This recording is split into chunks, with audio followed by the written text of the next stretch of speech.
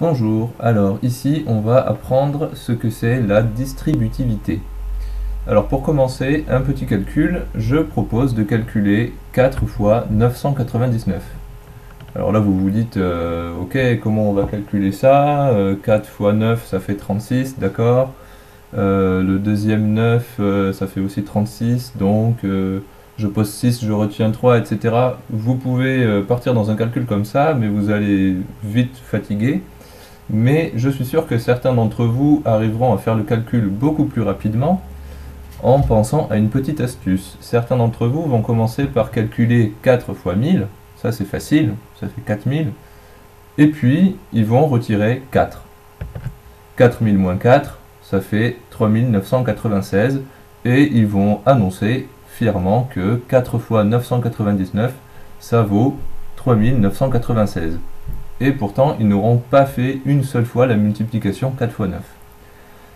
Eh bien, en fait, ces gens-là ont raison, et sans le savoir, ils ont utilisé une propriété très importante de la multiplication qui s'appelle la distributivité. Je m'explique. Le 4000 moins 4, on peut le voir comme 4 fois 1000 moins 4 fois 1. Et c'est égal à 3996. Et 3996, c'est 4 fois 999. Mais 999, c'est 1000 moins 1. Donc en fait, ces gens ont utilisé l'égalité suivante. 4 fois 1000 moins 4 fois 1 est égal à 4 fois 1000 moins 1. C'est comme si, dans la parenthèse, on avait à chaque nombre distribué la multiplication par 4. Et c'est exactement ça qu'on fait. Quand on multiplie 4 par 1000 moins 1, on multiplie 4 par 1000 et on multiplie 4 par 1 et on garde le signe de multiplication entre les deux. Et ça s'appelle justement la distributivité puisqu'on distribue la multiplication par 4 à chacun des nombres qu'il y a entre parenthèses. Donc 4 fois 1000 moins 1, c'est 4 fois 1000 moins 4 fois 1. Alors une autre manière de voir la distributivité, c'est en regardant le rectangle, le rectangle que vous voyez à l'écran. La longueur de ce rectangle, alors on ne s'occupe pas des unités, mais on peut dire que ce sont des centimètres. Elle vaut k centimètres, et la largeur de ce rectangle est divisée en deux largeurs que l'on additionne entre elles, la largeur A et la largeur B. La largeur A en rouge, la largeur B en vert. On va calculer d'abord l'aire des rectangles rouges et verts. Donc l'aire du rectangle rouge, c'est K fois A, l'aire du rectangle vert, c'est K fois B, l'aire d'un rectangle, ça on connaît depuis longtemps. Ok, maintenant on va essayer de calculer l'aire du rectangle complet, c'est-à-dire le rectangle rouge et le rectangle vert ensemble. Donc l'aire du rectangle complet, on peut la calculer de deux manières. On connaît l'aire rouge et l'aire verte, on peut les additionner.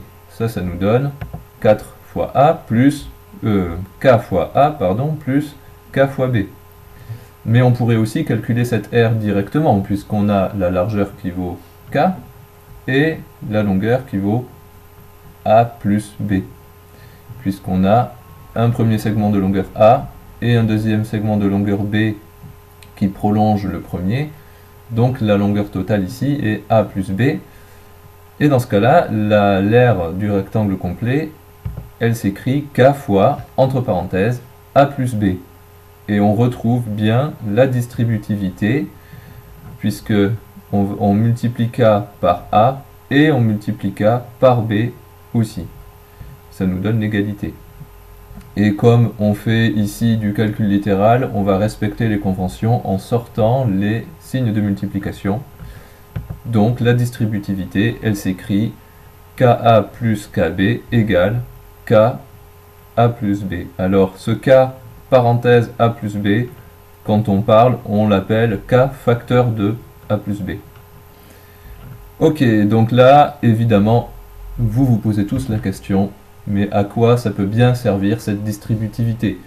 Alors il y a au moins deux réponses à ça. La première, c'est de faire des calculs astucieux, comme celui qu'on a fait au début de cette vidéo, pour trouver facilement que 4 fois 999 égale 3996, c'est plutôt sympa de penser à faire 4 fois 1000, puis d'enlever 4. Et ça, c'est la distributivité.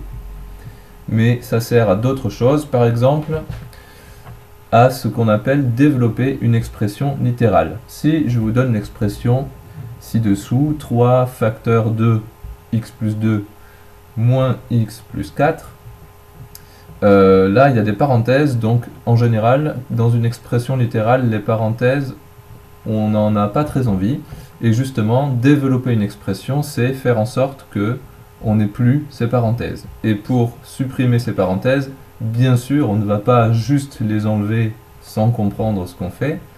Ici, on va utiliser la distributivité. Donc on va multiplier x par 3 et 2 par 3, et ainsi on pourra enlever nos parenthèses. Ça va nous donner précisément donc 3x pour 3 fois x, plus l'addition ici qui ne change pas, 3 fois 2, on distribue la multiplication par 3 à x et à 2, et le reste de l'expression ne bouge pas, moins x plus 4.